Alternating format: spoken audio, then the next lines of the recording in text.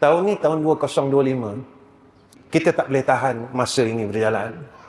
Dia akan menjadi 2026. Bermakna kita sudah hampir kepada satu tempat yang dijanjikan oleh Allah, iaitu akhirat. Saya tak boleh patah balik dan semua orang tak boleh patah balik. Kita akan terus menuju ke hadapan dan kita akan meninggalkan akan perkara yang di belakang kita. Apa perkara yang di belakang kita? Dunia ni. Sehari demi sehari kita mula melambai dunia ni. Kita mula melambai dengan ucapan selamat tinggal dunia.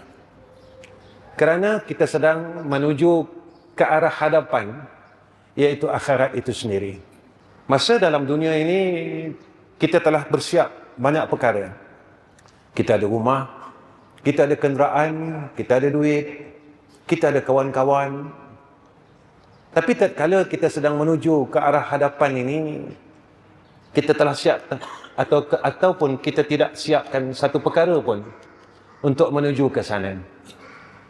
Bersedia tidak bersedia, tetap sampai. Suka tidak suka, tetap sampai. Setuju tidak setuju, tetap sampai. Apa pun yang kita katakan, keputusan dalam diri kita, kita tidak boleh menafikan yang kita sedang menuju ke arah hadapan, iaitu akhirat.